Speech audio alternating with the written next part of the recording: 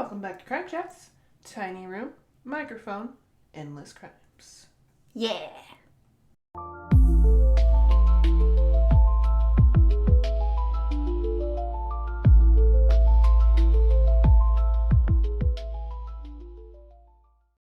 Welcome back to Crime Chats. I'm Hillary.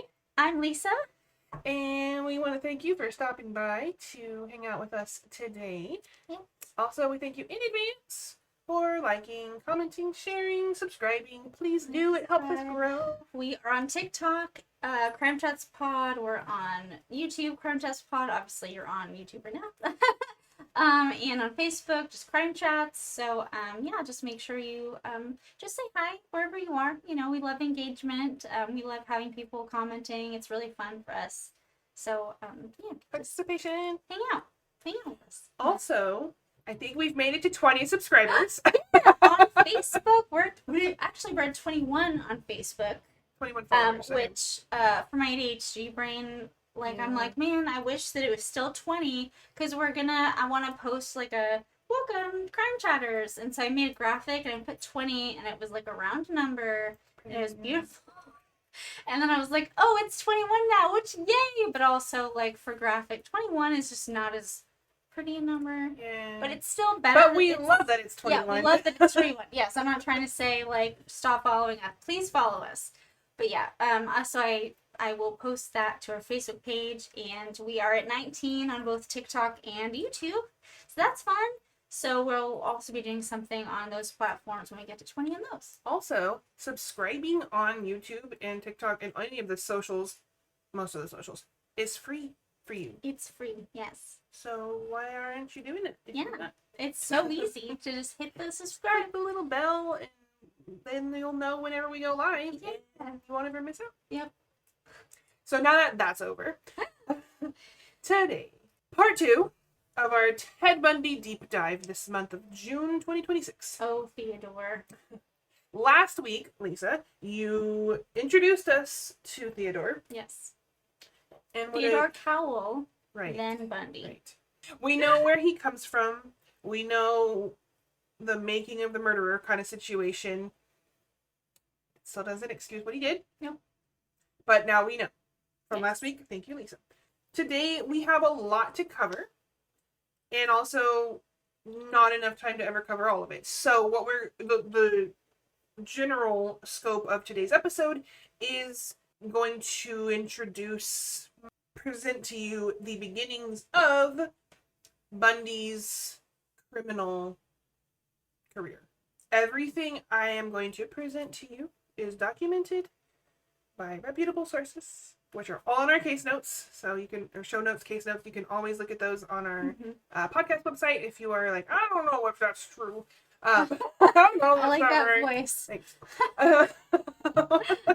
Sorry, I feel I like only have the one, so when I hear a different one, I'm like, oh wow, that's you can another do more voice. than one. You can do more than one man voice. So I say that because some of the sources I sourced had differing facts, and I will definitely explain that when I get to it. Okay. It's not a big deal, but I think it matters. Okay. So, without further ado, let's go. You know how I like to do it. I like you to imagine. So imagine Wait, yourself. I gotta close my eyes. Okay, close your eyes. Imagine yourself as a young college student on campus in Washington State in the year 1974. So do your best with, bell bottoms and mutton chops. And you are a female college student, so you're 20-ish. Okay. And you live on campus in a dorm with your dorm mates. Maybe they're your friends too, who knows? Maybe you become friends because of your dorm mates. But you decide, you know what? I need a library and study. It's nighttime, but whatever. We're college kids. We don't need to sleep, right? We can go back to that time. Or, you know what? No, I don't need to study. I need to do some laundry. I'm going to go start some laundry down the hall. Or whatever. I'm going to go take a walk. You just decide to do something alone. Okay. And you go. And your roommates never see you again. And then it happens to another woman across campus or in another campus. And then again and again and again. At first, nobody is seeing connections between these disappearances. There's no body. There's no crime scene. There's nothing to really tie them together. But investigators are going to soon start to be like, something doesn't feel right. They're all women on college campuses. At night. At night. But no, that can't be connected. That's poppycock. 1974. Women don't go missing. So, we begin today with Linda Ann Healy. Was that who I am? Who I was? You were just you could have been Linda. You could have been her. She was 21 years old in 1974. So this is kind of where those differing reports kind of come in, because when I start talking about the victims and when they have been reported, when their death has been reported, like their death reporting date, I don't know, death date. Yeah. It's off by 1 day on differing reports. Like sometimes, for example, for Linda Ann Healy, January 31st, 1974. On other reports, it's February 1st.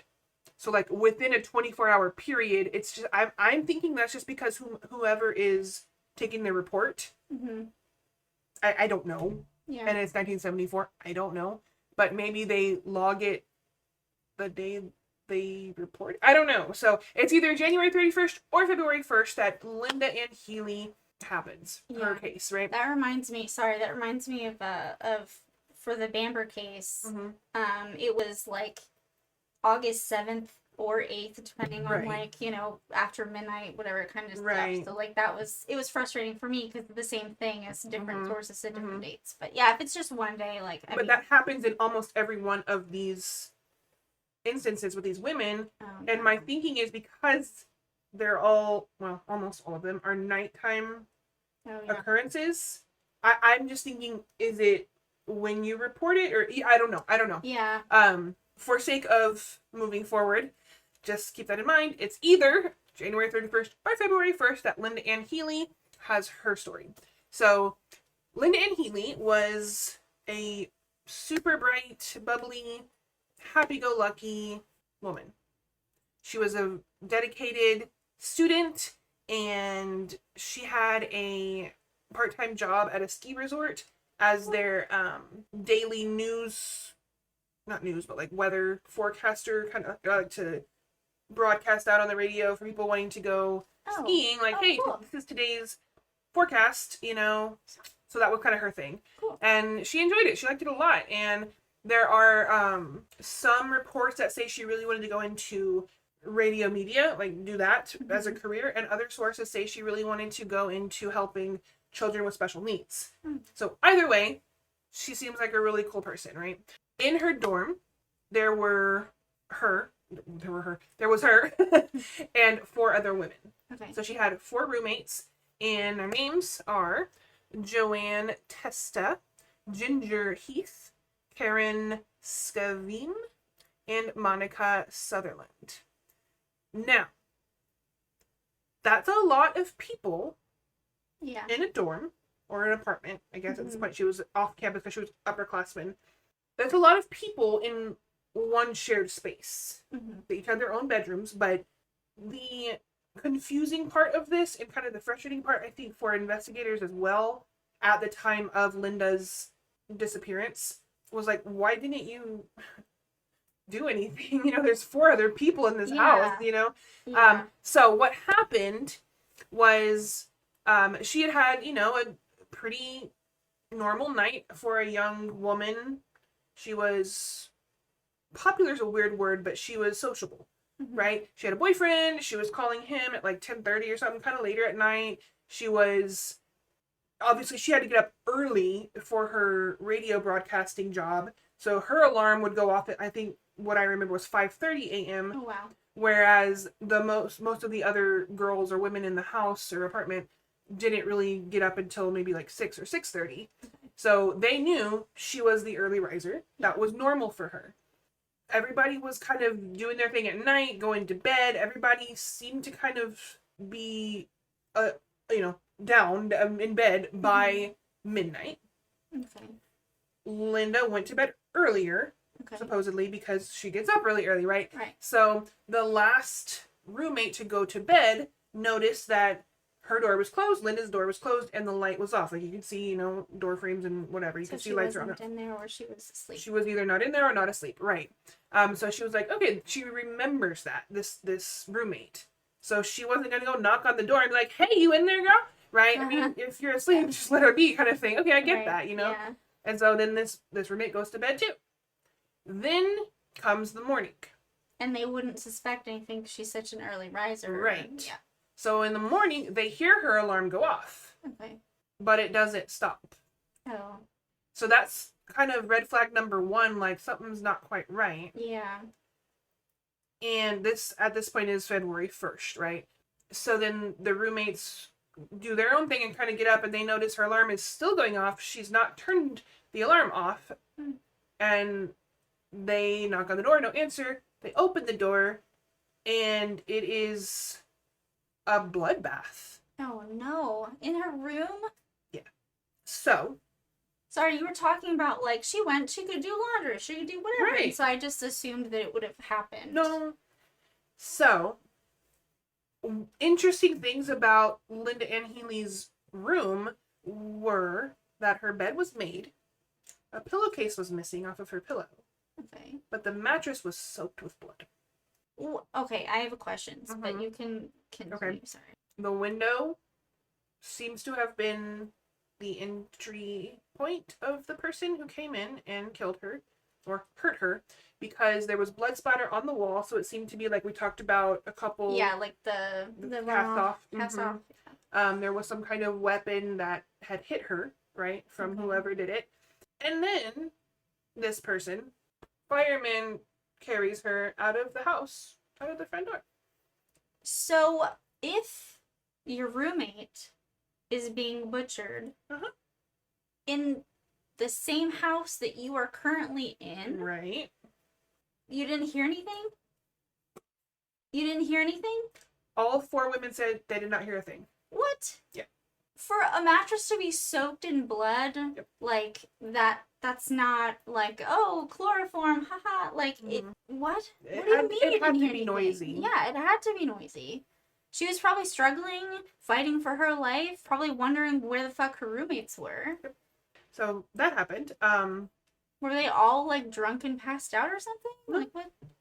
Man, I mean, Lily sleeps like a rock too, but like, hopefully, I'm hoping that if I was ever being butchered, Lily would be like, hey, not a child, but yeah, hopefully not. I mean, when right. Maybe. Yeah. So that's Linda Ann Healy and her disappearance. That's weird that they didn't hear anything. And later, Linda Ann Healy's remains are found on Taylor Mountain, which is a favored dumping spot of Mr. Bundy, where it is evident, if you look at crime scene photos, that her skull was literally cracked. Oh my gosh. So she had been bludgeoned, which is probably what silenced her. Yeah. But like, And you would hear that. Head wounds bleed a lot, though, like too. hitting a skull to crack it, like that It's makes loud. noise on its own. Yeah. So like, even without her screaming, like it's gonna be loud what's happening to her. Like what do you mean you didn't hear anything? That's very bizarre. One of the things that's kind of like, really? Yeah, that's very bizarre. And not to blame the roommates at all. Yeah. But really? We don't want to blame them, but I just don't. It's hard to believe. Like, do you have earplugs in? I mean, you heard her alarm go off. Her alarm could not have been louder than that. You would think. So, like, or was he just that quick? Who knows? And he's not obviously ever going to explain his faults, ever. I mean, the pillowcase is missing. So, right. Could he have, like, wrapped whatever he hit her with the pillowcase? I don't know if that would have muffled any noise. But then how would he have done that before hitting her? Without her knowing, right? Yeah, that's true. Okay. There's also some kind of... he made the bed, like, on top. I mean, I guess to hide it, but... Yeah, I was going to say, that's part of the other weird parts of Linda's room, the part of her room that was weird, were that some of her nightgown Like, some of the nightgown was missing. Like, he cut it. Oh. Huh. So, hindsight, right? But people now, investigators, detectives, and things like that, believe he was trying to make it look more natural. Like, this is the room, and Oh. nothing bad happened here. Blood on the walls, And right? he's a psychopath and he doesn't know what Yeah. normal is, so he's just like, I'm trying to mimic what I know is normal. yeah. Blood on the walls is totally normal. Totally fine, yeah. Blood-soaked mattress. I tried to paint my room red and I missed. And it fell on the mattress. Yeah, and then I decided to just be Jackson Pollock about it, Why not? I mean, that's my favorite Art art in the to eye of the beholder. imitate, by the way, is I always I love to just splatter it on there. just get a bunch of splat. It's pretty anyway, it's fun. Well, okay, so Linda Ann Healy is the first official victim of Theodore Bundy. Even though there are, rumored is such a weird word, but Suspected would be a good word, I think. Everybody knows he did it, but he won't fess up to it, kind of things, like that. For example, the little girl last week I mentioned, Anne Marie Burr, who was 8 years old when Bundy was 14. There is a woman who was neighbors, is Anne's sister, I believe, either sister or mother, wrote a book about him and his behaviors with herself and her sister or daughter, whichever, Anne Marie, and how he would act. Like, he would try to lure them over, and she's like, no, I'm not going. Yes, you are. And he would, like, pull. Oh, no. Yeah, and things like that. And then the brother would come out. So I guess they were sisters. The brother would come out and be like, you leave my sister alone. And then he'd be like, just kidding, And then that there was suspicious behavior from him, or from a teenage boy, was him, at the construction site right around their neighborhood that was being built. He was, like, kicking dirt over something, and the neighbors begged police to question him and things like that at the time, and to look at the construction site. But by the time the police had gotten there, foundation had already been poured, and they weren't going to rip it up. So a heavy suspicion is that Anne Marie Burr is in that foundation and that Bundy did it, but he never fessed up to it. Is the foundation still there? Mm-hmm. Oh. What do we need to do to crack that bitch open? And he was 14 at the time, so it probably would have been a sealed case anyways, because it's kids. Right?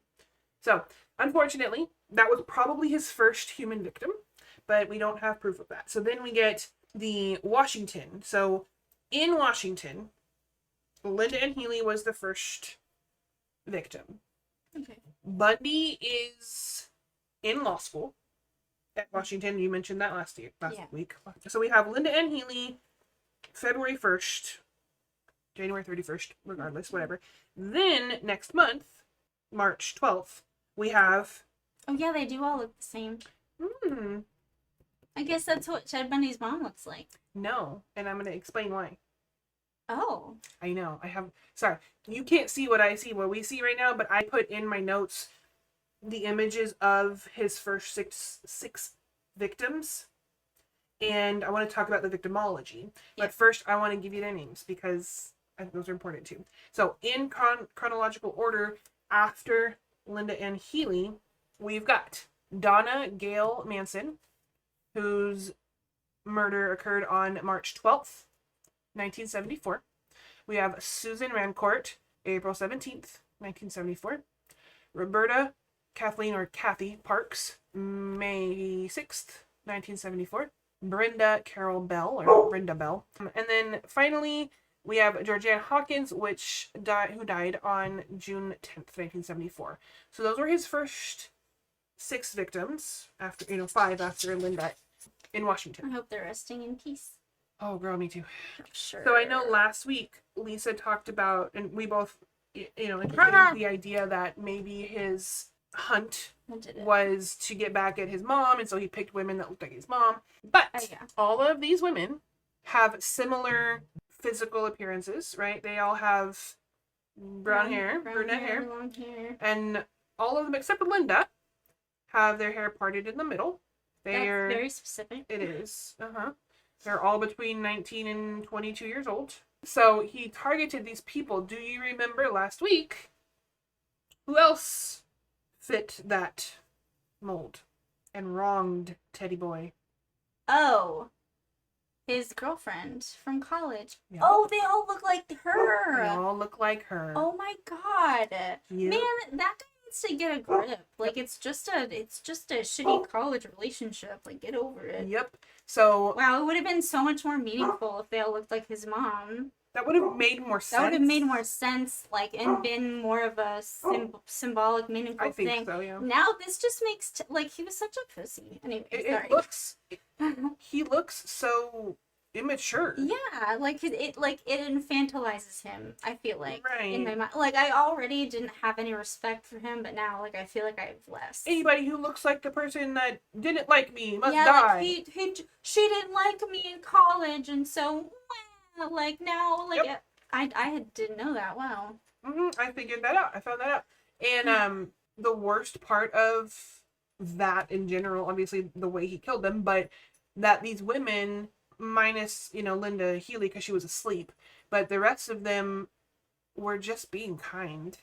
And I'm going to get into that because we know now that his hunting victim was just a replacement for this lady, girl. Yeah. Diane, aka Stephanie. Right. Who wronged him because she broke up with him. So he was a psycho. So stupid. After these ladies, July 14th, 1974, everything starts to go downhill for Ted. Okay. Because he's a cocky butt and thinks he can do anything and get away with anything. And that's where he slips up. So. They always do. They always do. I can do it and nobody will ever catch me because I'm me. July 14th, 1974, at Lake Sammamish. Lake Sammamish is a very popular hangout spot, I guess, for young adults and young families to just hang out in the summer and go swimming or whatever, do summery fun stuff. Yeah. Teddy Boy decides to show up. Oh, good. Now, before I get into what happened at Lake Sammamish, I need to explain some of the things associated with Ted. Okay. Because it's important. So we know Ted Bundy drove a tan Volkswagen Beetle. Is it a Bug? Mm-hmm. Bug. Okay. Yes. Sorry, you said Beetle, and I was like, I have never heard of that car. Yes, Volkswagen Beetle. Is it called a Beetle? Yes. Oh. Was. I don't know if they changed that to officially be Bug now. Okay. Sorry, I'm not very... I don't know cars. That's Paul's department. Got it. Well, it's a very nice car. It's a cute car. It's a roomy car. It's a well-made car. It wasn't a unique car at the time. A lot of people drove Volkswagen Beetles. The coloring was a little unique. The tan color? Okay. Right. It was this like light tan beige color. Mm-hmm. Where in one report from a friend/witness, she calls the police because she sees, I'm going to explain, she sees a report and then this car is described but not shown, and so she calls in and she goes, what color was that Beetle again? It was bronze, right? And the officer, whomever she spoke to, was like, yep. She goes, oh good, it's not him, because he drove a tan or beige, not bronze Beetle. So again, this makes me think that this make and model of vehicle was pretty popular at the time. Mm-hmm. And she had her spidey senses going off, like, please don't be him, it's him, please don't be him. And so she had to call to make sure, and they verified, no, that's not him, it's not his car color. Police, right? Every time, like at every turn, they're just get it, just get with it. Yep. Just get it right, get with it. Like, let's go. Let's drink some more coffee. Like, what do we need? Drink the Kool-Aid. Don't drink the Kool-Aid. Do we, like, I mean, is it because, so I have a theory that the best cops, like, I feel like with ADHD, like, we would be the best cops and detectives and investigators, you know? Or, like, we would be the best, like, 911 operators, because, like, we would be listening to people, but we could hear, like, things that go on in the background and stuff. Yeah. So, is it just that we keep hiring neurotypical people to be cops? Like, we just need to get, like, a whole bunch of ADHDers in there. Yeah. That's anyway. That's Let the psychopaths do the news. yeah. Psychopaths will do the news, and ADHDers will do the policing. That's right. That's right. Perfect. Yeah. And We've like got it covered. neurotypical people can like bake cakes, you know. Or watch kids. I like baking cakes. They can be babysitters. We love you. Well, no, I feel like to have kids, you have to have ADHD, or is it kids that give you ADHD? I don't know. I think they give you a sixth sense on like awareness. Yeah. Okay. Anyways, Anyway. back to Mr. Bundy. Sorry, I keep going on tangents. Sorry. It's all that's good. my That's fault. who we are.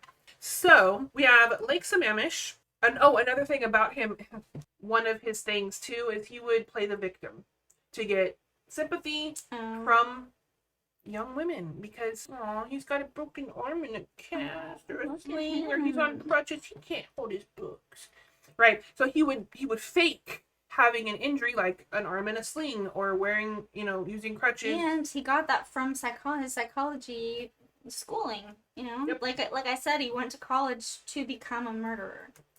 Like, he took the classes that would help him. You should probably have better fielding or vetting for college. So you want to take psychology. Why? Have you ever been interested in, or like, do you have any pets by chance? Are your pets still alive? Oh, they're dead. How did they die? Yeah, right. How many younger siblings do you have? Yeah. How was your mom and your dad and your no? Yeah, and then like, if it's like, oh, my cat was tortured by not me, then I'd be like, you're not taking psychology. Nope. I'm sorry. Nope. You do not need to know anything about the human brain. Thank you. Come again. Don't. But don't. So he used this weakened man approach to lure in unsuspecting, obviously, young women. And at Lake Sammamish, he had his arm in a sling, and Yep, I remember that. he was wearing all white, which, okay, that's a choice. Was it after Labor Day, or was it? It was. Everything is after and before Labor Day. I don't get that I rule. don't remember. Yeah, no, I don't remember if you're supposed to wear white after or before. I was trying to make a joke, and then I think didn't. it's after. I didn't know. I don't know. I don't know. Anyway, so it's summertime. Sure, wear white. I don't care. He's got like these shorts on and white tennis shoes and a white shirt. I guess his sling was white too. I don't know. He just wanted to be like, oh, look at me all pure. I don't know. And so he was scouting. This is in the middle of the day, by the way. So not his usual. Exactly. In the middle of the day, he's asking young women to help him load his canoe or his boat onto his car or into his car. Huh. And he's getting an alarming amount of no responses. Well, I mean. I know, right? If only they all would have said no. But yeah. There is a news clip of young women at Lake Sammamish in July 1974. After what I'm about to tell you happened, and these girls are just, the reporters going around and asking them, like, are you going to be more aware of your surroundings now? Are you, what did this change about your perspective? And this one, I remember her saying, she goes, it's just we are not trained, but we are expected as young women to not say no and to be helpful and kind. And she goes, I think, unfortunately, that's what we do, and so I was like, oh, that's hard, that's really hard. But yeah, I mean, in this world, in this time, it doesn't matter, but you don't want to be rude. Yeah. Right? And this poor guy, he's hurting and he needs help. Right? Now. And he's not going to be a serial killer. Like, what? Not me. That doesn't my life. Right. Yeah. Right. That's sarcasm, by the way. If you're listening, please know you can be weird. Please be weird. Please be weird. Be rude. Be weird. Be loud. Be rude. Be annoying. I don't know. Unfortunately, our first woman who agreed to help him was Janice Ann Ott. She was 23 years old, and she fell for his act. So she went to go help him. Witnesses saw him. He would come up to them and ask, right? And one of the interviewed women, like, for example, I'm paraphrasing now, he'd be like, hey, I need help with my boat. or no, it wouldn't even be that. Like, hey, how are you today? Hey, I'm Donna or whatever. No, it's not Donna, but and he'd be like, I'm Ted. I need help with my boat. This was also the first time he was introducing himself with his real name. With his real name. What an idiot. But yeah, you get too cocky and you're like, I can give them my name because they're not going to catch me. Right. Oh, so, Theodore. We've got him in public, in daylight, in a, like, hugely populated location. Like, you look at this news footage and pictures, they're literally like sardines packed on this lake. They're everywhere. And so I'm baffled by his boldness. I don't even know if that's the right word, but yeah, it's the cockiness. It is. That's why he was like, I can go out during the day and I can say my name because they ain't never gonna catch me. No one would suspect me. And I mean, it's so crazy because like getting into the mind of like a psychopath, like I'm like, okay, so if something's working for me, like I'm just gonna continue doing what's working. Don't fix what's not broken. Yeah, exactly. Like don't think you're too like I'm bigger than my britches, or I don't know what the saying is. I was gonna say it's too sexy for his shirt, but like that's weird. That's a weird one to not use for now. Bundy. Anyway, but yeah, like they always fall into that trap. Maybe that's part of their personality as psychopaths. Maybe like as a normal person thinking about it, I'm like, yeah, why didn't he just continue doing what he thought, whatever? But I guess also there might be like a thrill to doing it in front of people and getting away with it. I can see that. So like he needed a little more, right? Like you get used to this level of adrenaline. Okay, now I need a little bit more. I need more of a hit of that's kind of what I was thinking. I mean, along with the narcissistic grandiosity I can see that of myself, kind of situation. So we've got Janice and Ott was the first one to agree to help him. Literally everybody else said no. There was one in the report that I was reading that said, oh yeah, let me go ask my friends can help you. We can all help you. And he just disappeared. He didn't want a group. He wanted a girl by herself, right? But then we have hours later, same day, same location, in broad daylight, he returns. Again, to the same place. Yep. Janice and Ott is no longer, but he's back. And he's not asking for help anymore. He's looking for individual people, young women, and he finds one. He finds Denise Marie Naslund, who is 19 years old. She was there with her friends, and all she needed to do was go to the bathroom. So on her way to the bathroom, he gets her. Wait, she didn't take all of her friends with her to go pee? I know, weird, right? That's a girl. We all go together. Yeah. And this is why. But no, so he gets her at the bathroom, and she never returns to her friends. And both of these girls were found, their remains were found together on Taylor Mountain, his favorite dumping site.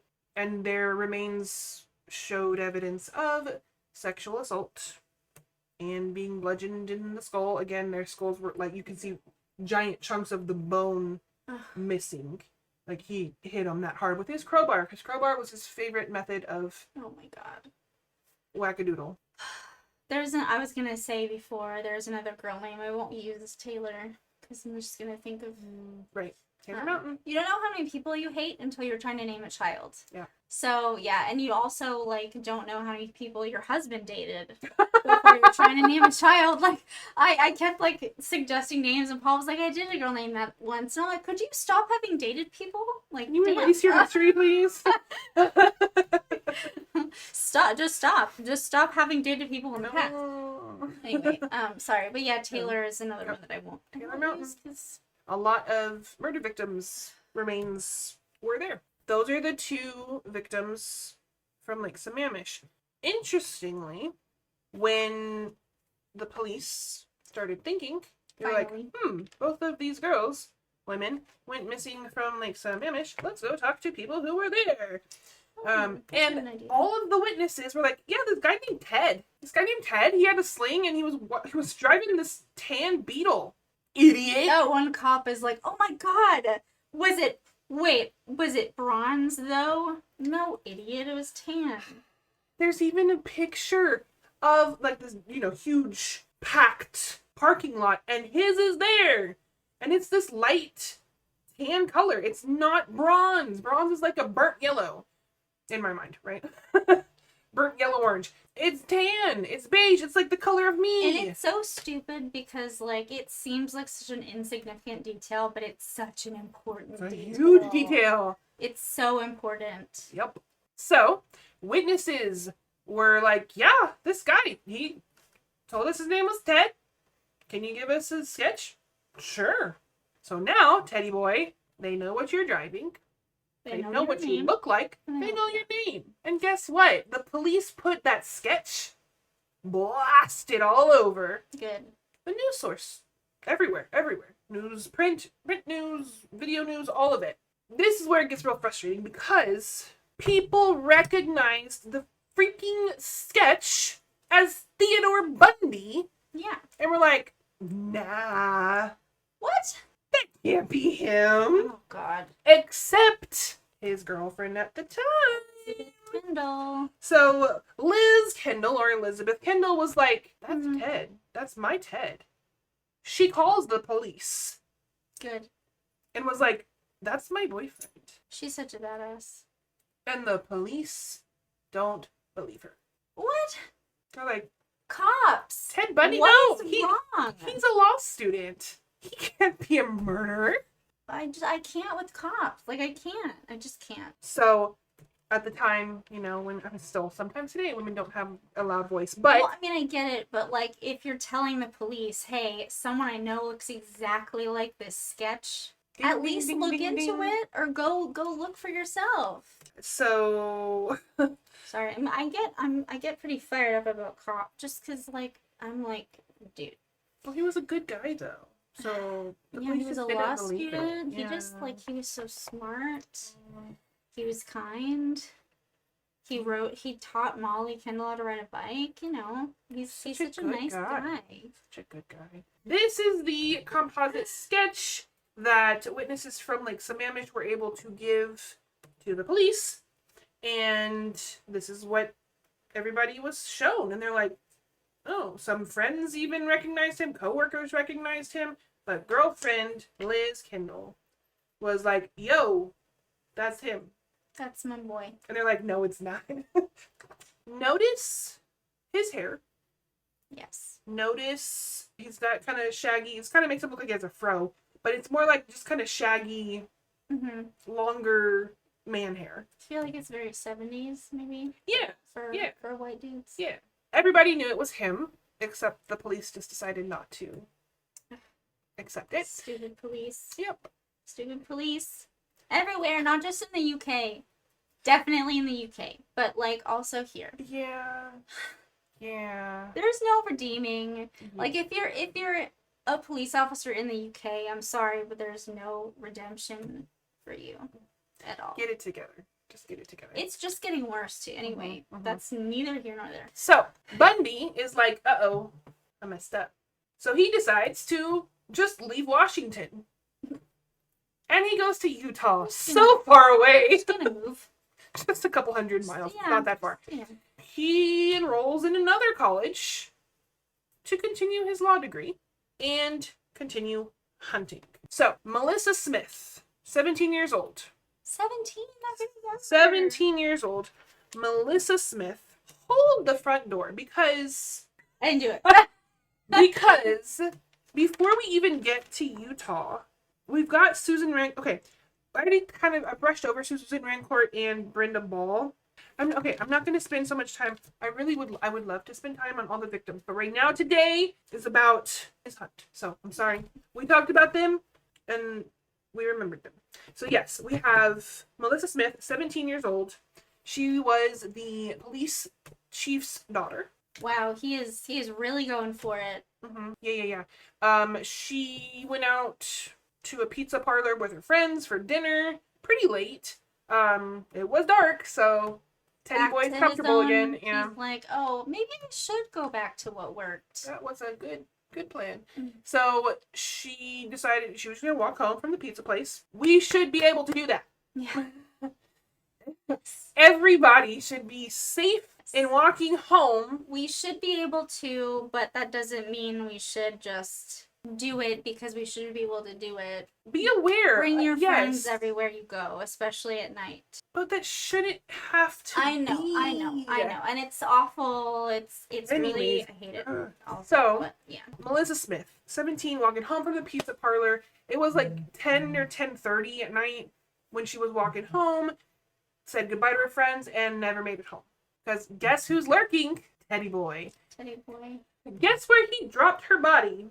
Taylor Mountain. Taylor Mountain. Now, this one's a little bit different because the ME who did the autopsy on Melissa found that there was evidence that she had been strangled with a nylon pantyhose, like using the pantyhose as a rope kind of situation, and sexually assaulted and sodomized. So, oh my god, all the way around, and bludgeoned. I mean, but with Melissa Smith, it was also pretty evident that he didn't just kill her right away, that he kept her for a couple of days. Oh no. And tortured her. Which again is a huge shift from his normal MO. Yeah, definitely. He's definitely what's that called? Where you're doing more. Oh yes. He is not growing, but he is evolving. Yes, evolving. Evolving. But so were his other victims not sexually assaulted? Not obviously. If they were. If they weren't, it wasn't obvious. Okay, so now he's raping, sodomizing, and torturing. And strangling. And strangling. Okay. Right. Wow, he just he moved to Washington and he was like, I'm a new man. Changed everything I did. I'm just gonna do more. Yeah, I don't Except know. nighttime. Nighttime was good. We're gonna keep it nighttime. Like this is morbid and weird, but like I feel like if I were to become a serial killer, I would probably just want to like do each murder differently anyway, so that they couldn't like pin it on like, oh, these are all the same. These must be the same person. But see, that's where logic and serial killers don't really go together. Yeah. Because typically, if you're a murderer or a serial murderer, what you do is what gets you off. So you're not going to change it. Right, yeah. So if that close contact of choking or strangling or whatever is like that high you need, that's what you're going to keep doing. Yeah, right? But this ties into also like he needed more of a fix. Right, now. right. He's It wasn't getting enough. to- It wasn't yeah. enough. But okay, so that's Melissa Smith. It was really close in time. Let me see, get my timeline here. Right. So Melissa Smith was October 18th. Happy birthday, sister. It's my Is it sister's also birthday. up here? So Melissa Smith was 10/18/74. And then the next victim, Laura Ann Amy, was 10/31. So it's in the same month Oh wow. now. So Now he's getting quicker. right, too. right. So A lot's changing for Ted. Damn. and younger. And younger. So Melissa Smith was 17. Laura Amy is 17. Now this is 10/31, which is Halloween. It's dark. She's out with her friends, but she's bored. So she goes off on her own. Sorry, I don't know why I rolled my eyes. She's a teenager, unfortunately. I don't ever want to shame victims, but teenagers, get it together. Don't leave your friends. Don't let your friend walk away from the group. Yeah. Go with her if she wants. Anyways. No, like both my girls are like, they're gonna know. Like, don't ever. Be smart. Be safe. Yeah. You don't know. That's the thing that as a kid, teenager myself, thinking back to that, when parents would always be like, I'm thinking of driving specifically, like, oh, don't be careful, be careful. I know what to do. It's not you I'm worried about. You may know what to do, but everybody else on the road is their own human being. Yep. And can do whatever they want to do, and you don't know what they're going to do. Yep. And same thing applies. we were talking before about how the human brain, like our brains are too, like we don't deserve how complicated our brains are. There are very deplorable humans that do deplorable things, and that's just like who they are and how they are, and it doesn't matter if you tell them it's wrong or they know it's wrong. They're just gonna do that. There's always gonna be humans like that. So no matter, like before we were talking about like women should be able to walk home at night, yes, but there's always going to be those individuals in the life that are it's just a fact of nature. Like it's always going to be that way. And that's So it's better to be safe. Well, and to be aware of your surroundings, wherever you are. I do understand though too, this is a different time. True. So maybe True. maybe if things were people were more comfortable and felt safer doing Or more stuff like trusting. that. Yeah. So we have really quickly to go over Laura Amy. She was on, it's Halloween night. She's bored. She goes off on her own. And she was last seen riding in a tan VW Beetle. There it is again, the bronze. Not bronze. Not I'm bronze. just Not kidding. bronze. Yeah, so she was actually seen riding in his car. Ted Bundy confirmed killing her. So all that nonsense about him not hurting kids, liar. But he never said where he put her body. So her remains have never been found, unfortunately. But it is suspected that she was treated very similarly to Melissa Smith in that he kept her for a couple of days and did bad things to her over those days. And that new MO now, that strangling, sodomizing, raping, beating, all of that together was like his new thing. So it's suspected that he also did that to her. The similarities of these cases in Utah now are being seen Finally. by the police. And they're Finally. like, Good morning, police. Welcome to the show. So he gets a little nervous. And I think this is where he really, really slips up. Because now he has a survivor. And her name is Carol Durange. Oh. Carol's story is incredible. By the way, she is one tough cookie. Oh my gosh, she is still alive today. She's written books. She's done interviews. But what's her story? So, if you're younger than 15, maybe even 20 at this point, I don't know. When we were kids, we used to hang out at these really big places called malls. And it was fun for teenagers to just go hang out at the mall. So, Carol Durange was at the mall with her friends when approached by a man identifying himself as an officer, police officer. And he asked That's her... different too. That's It is. Now he's into role play, which is fun for some, but not for me. Not with Teddy. He says, hey, I'm a police officer. Do you drive a Camaro? And she's like, yeah. And he's like, somebody just tried to break into your car. You need to come with me right now. Oh, yeah, and she's like, oh my gosh. And so she goes with him because who wouldn't trust a police officer? Yeah. Anyway, so he takes her to his car, which she's thinking, you're an officer and you drive a Volkswagen Beetle? It's a little weird. Also, this isn't my car. Right, but no. She needed to go to the police station to go write a report. Oh, okay. And they needed to go right now. Oh, okay. So we're not going to check on her car first. We're just going to... Right. We trust the officer, right? All right. So he takes her to his VW Bug. She notices the seat in the front passenger side is not there. So the front passenger seat is just missing. That was weird. That's weird. Yeah. Why? Yeah.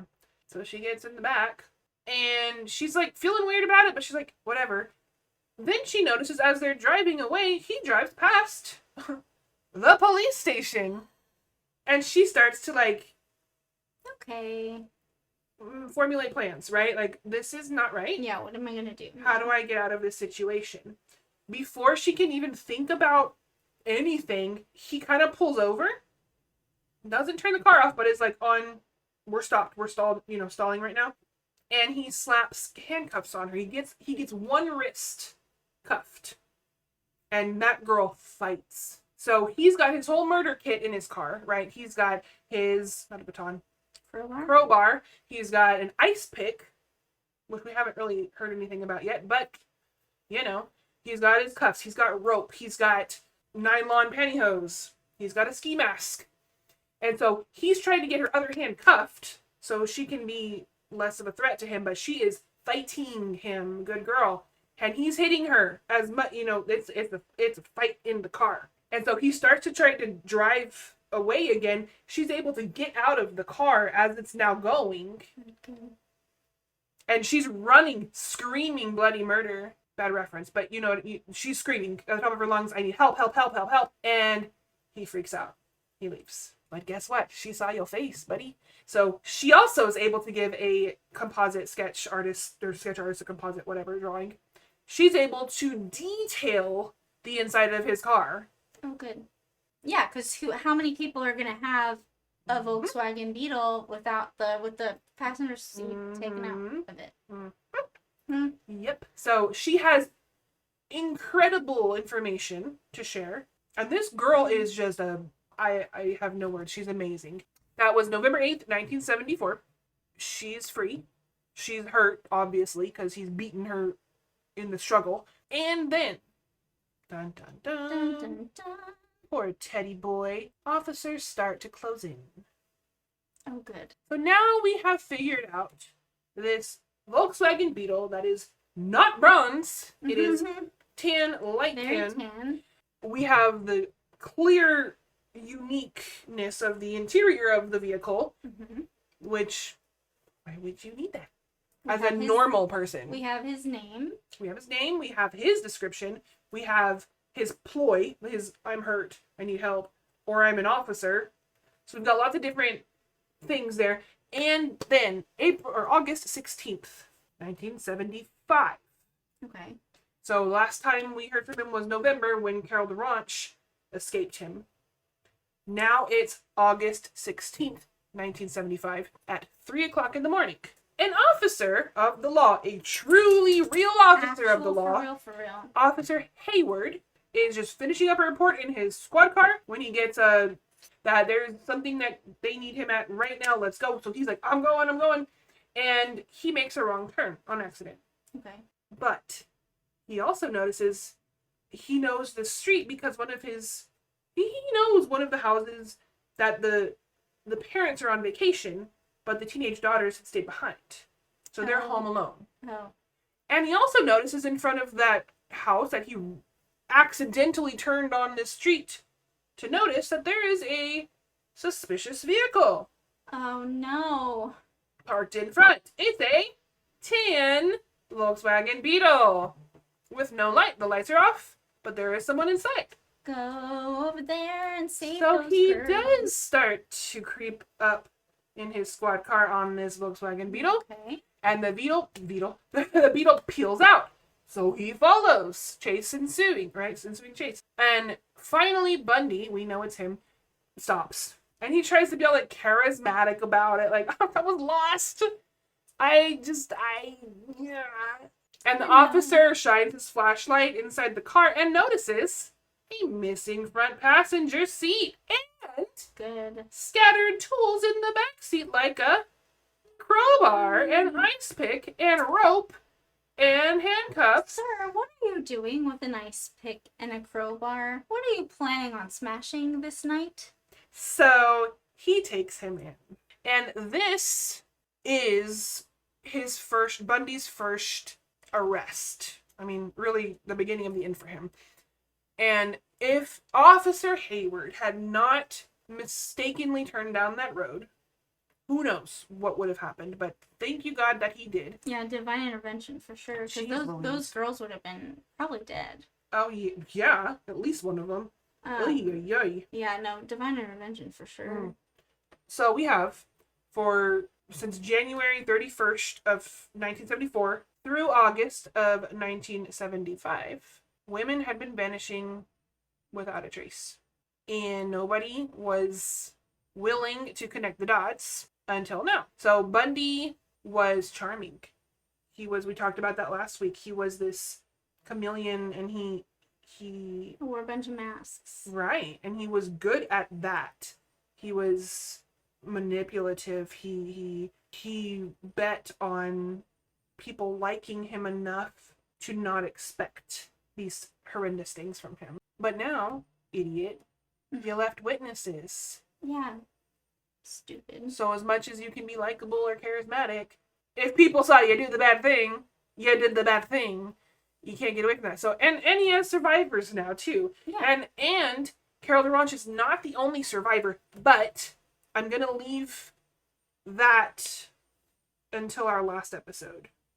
Because there were survivors. There were people that got away from him. Unfortunately, weirdly, they're not the ones that get a lot of headline. So I think that's Yeah. kind of weird. But we'll talk about them. They might later. also not want to. That's true. Also. That is true. Just like Totally with true. Epstein, like a lot of them just wanted to stay anonymous. Right. Jane Doe situation. Yeah.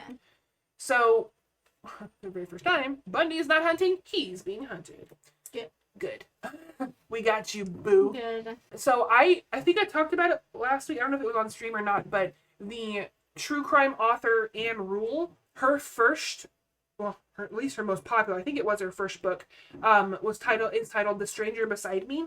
And that same day, I like binge read the whole thing. So I finished the book. Oh, good. And it is intriguing very much because Anne Rule worked with Ted Bundy at a crisis hotline space or clinic. She worked right beside him. What a They were friends. Dude. Like, why? He probably got off on hearing people in crisis. Ugh, sicko. But the thing is, reading this book, it was hard for me to understand her, Anne Rule, the author, her perspective, because a lot of the time, especially in the beginning, she was describing him as a guy with you. Okay. We're friends, you know, we're close. I wanted to be like, and how is that? How do you describe me when I'm not around? Well, it like, you know, there's I hate that bitch. Well, I just remember thinking, is this gonna be an ode to Bundy kind of thing? Yeah. And I was like, this is weird. I wasn't expecting this from her. Yeah. But then you can see how she evolves in her seeing him, you know, like for what he was. Right. And I have a quote from her in that book, The Stranger Beside Me, from Anne Rule. She characterizes him as, quote, a sadistic sociopath who took pleasure from another human's pain and the control he had over his victims to the point of death and even after, end quote. Eventually, she had to accept that he wasn't this martyr or innocent. That's such an interesting perspective shift to like read about. So like I'm honestly, that makes me like more interested in the book because I want to see that change like over time. Right. Well, and she talks about in there, you know, he writes to her from prison all the time. Well, not, you know, when he and she were both alive. And she would ask, you know, like, it was to the point of, I think he, again, was trying to manipulate, and she knew that about him, but he would ask her, be like, so what do you think? Do you think I'm guilty? And she would always reply as, I don't think you're as innocent as you're claiming. Yeah. So it was never a no, but it wasn't a yes. So I don't think she wanted to believe it. Yeah. You know?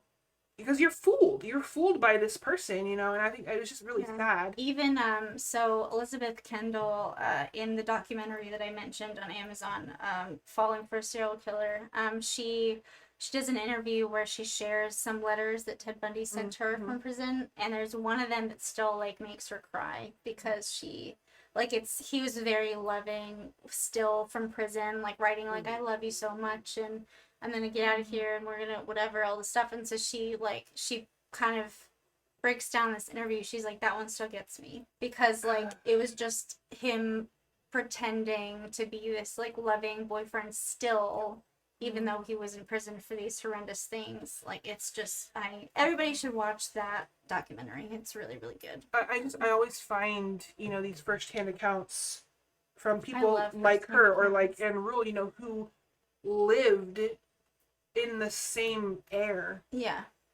as these monsters, you know, like Bundy. Yeah. And how we can sit here and talk to you all day long about, oh, idiot, you know, like, I would never fall for that. You would. You would fall for that. Yeah. You would.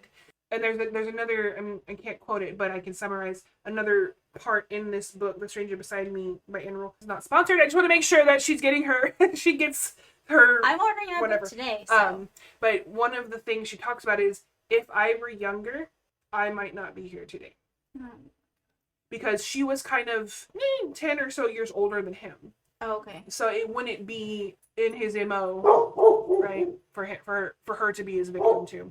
But he counted her as his friend, maybe? I mean, can sociopaths, psychopaths have friends? I don't know. So this is not related to Bundy, but I read a book that was fascinating. So this guy, he researches psychopaths in prison, and he like does like brain scans on them and stuff, and then he decides as a control he's gonna do an MRI scan of his brain too, and then he realizes that his brain and the psychopath's brain match. And so he realizes that, oh my god, I do have this, I am whatever. And like, so you don't have to commit murder to be a psychopath, right? Like, you can be a psychopath in other way, like there's other things, okay. But like but it was all the traits that were the same. Like he doesn't really show emotion or have emotion, all these things. So it was such a fascinating book. Because he didn't know that about himself. Because you wouldn't, right? You're living your life in your brain. You don't realize it. And then he's like, oh, wait. Oh, my God. But I've never committed crimes like this. How can I be the same? And then, like, through talking with his family and stuff, like, they were like, yeah, well, like, you say things like this and you do these things and stuff. And he's like, oh, shit. Like, I have these same... It's a fascinating book. It's really interesting. Well, I think that's also got to be hard to accept those things about yourself, because there's only ever taboo, or like psychopathy is you only evil, hear about murderers, that kind of thing. A murderer, psychopath, But, or it's said in jest as, oh, he's psycho, that kind of thing. So it's never a good thing to have that title or that label, but at least in our society, I don't know how it's around the world, but in our country, in our circles, I did promise you a great quote from Mr. Bundy himself. Oh, you did. Yes, you did. And that is referring to an interview he did with, I believe, and I'm gonna get my... Well, it did have to do with Anne Marie, the 8-year-old suspected victim, first victim of his. But I think it was... I don't know, it was a reporter that is like devoted her whole life to uncovering the truth about Anne Marie's disappearance. Okay. And he's quoted in her stories, in her research, as saying, quote, this has stuck with me and I just learned it, but, quote, the first one is special. You don't talk about that one, end quote. So, I think that kind of says, yeah, I did that one too. Yeah, if you're asking about a specific person and he says the first one especially, you don't talk about that one, that's basically a confession. I think so. Yeah. But that kind of... So, we have his first victim. He's so creepy, and like, I'm so afraid of him, and I think that's why I'm just so... Intrigued and interested, and I want to know everything, because I don't want the wool pulled over my eyes.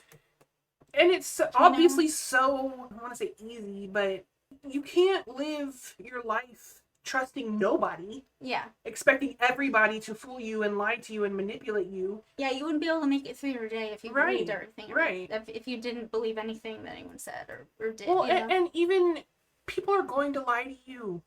That's life. People lie all the time. Mm-hmm. They're not Ted Bundy. Yeah. I mean, I think something... I don't know, it's so hard to teach, thinking about children, children in our lives.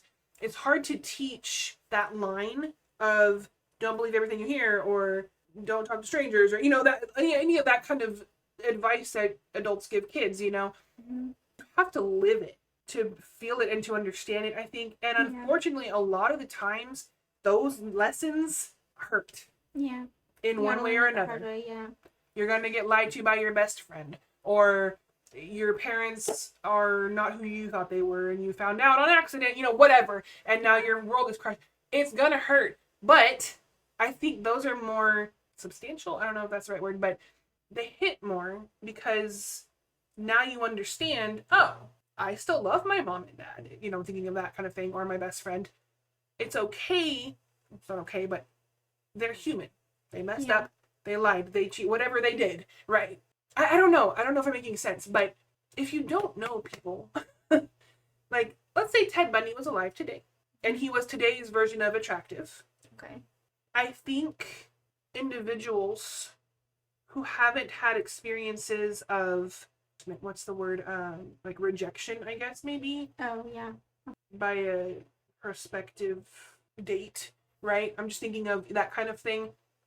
you're fooled a lot easier, I think, because you haven't had the other side of that, Right, yeah. you know? Especially, I mean, as much as, like, it pains me to say, like, women tend to trust attractive Yep. dudes more than, like, I mean, an ugly guy and an attractive guy, they're doing the same creepy behavior, it's not going to be seen as creepy, By the attractive by, guy. yeah, Yeah. if it's the attractive guy. And, like, that's just, I'm not trying to say, like, women are stupid. Like, it's just human nature. It's just how we are. Right. It's how we're made.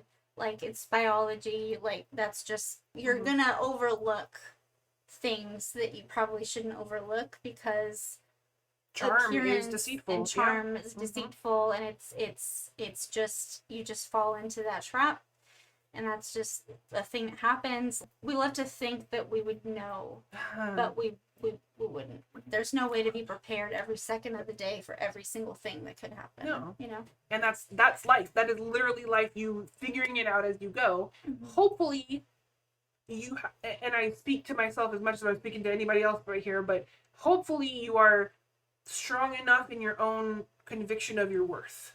I am worth more than a man or a woman's opinion of me. And that's the thing too, is that's hard. That's hard for women to.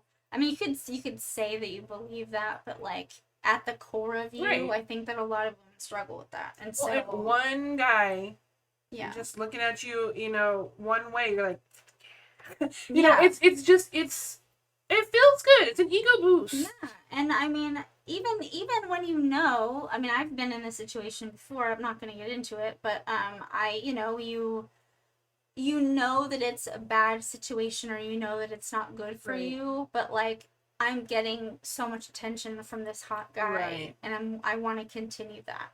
Right. I want to continue doing whatever I have to do to make him continue paying attention to me. Right. And I think that's, even if I know he's awful for me, there's something inside of me that's like, he thinks that I'm good enough for him. I can't let him go. I can't let him go, yeah. Whatever I have to do. And I think that also is a very, not to be degrading, but it's an immature way of thinking. And I think that happens with, like, teenagers and young adults a lot more.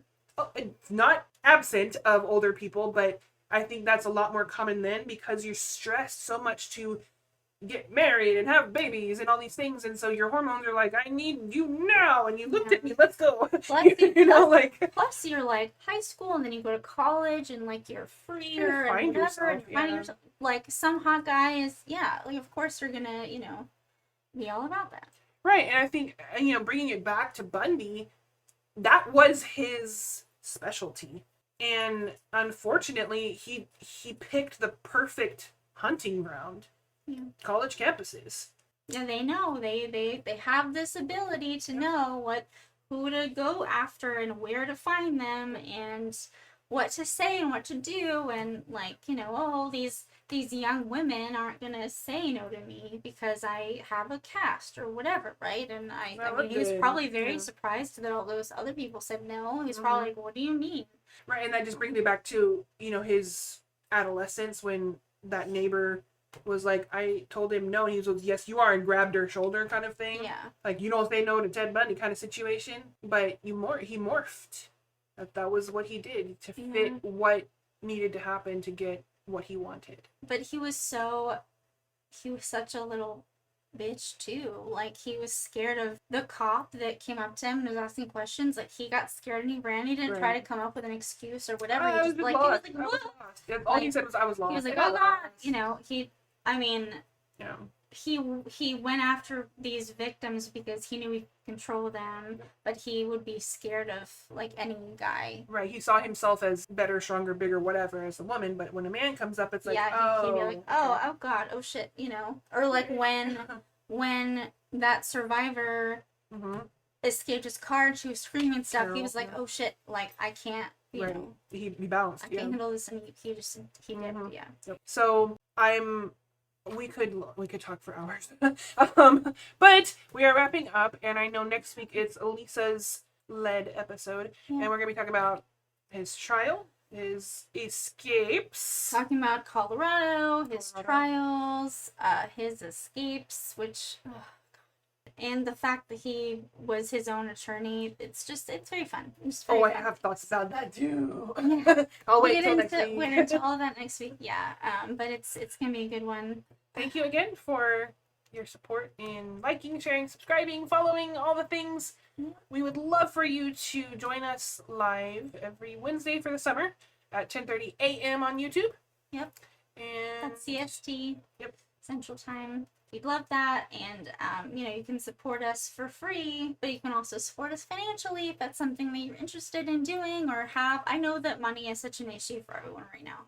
No one can afford anything. So, I feel bad even mentioning that. I'm so bad at promoting myself and my stuff because I can't shake the, oh, it's so cringy. But, even more, I'm like, nobody wants to pay. I don't want to ask people to pay either. I'm struggling too. I don't want to buy stuff. But, right. yeah. But anyway, it's just, if you feel so inclined, we would really appreciate it. And we could get you your own mini episodes, Pacer stuff, and, And we have collaborated with a fellow podcaster. Yeah. And we have 2, maybe 3, I think, episodes. So that might be something you're interested in as a subscriber. You get exclusive access. Yeah. And if you guys want to check out his podcast, it's called Intern Talking Points. Every week is a different topic, and he just discusses with people and teaches stuff. He loves to research a bunch of things, and I'm really into that too. I love learning, and so it's not crime related, but it's just interesting stuff. The first episode we did was on Typhoid Mary. That was really interesting. And then the next one we did, the 2-parter, was about the IRA in Ireland and Not that the IRS. That whole thing, not the IRS. Although I kept wanting to say that. Get it right. So but yeah, much more interesting IRA. the IRS. Yeah. Thanks for check that out, and thank you so much for joining us and for listening and for being here. So See you next week. see you next week. Bye. Bye.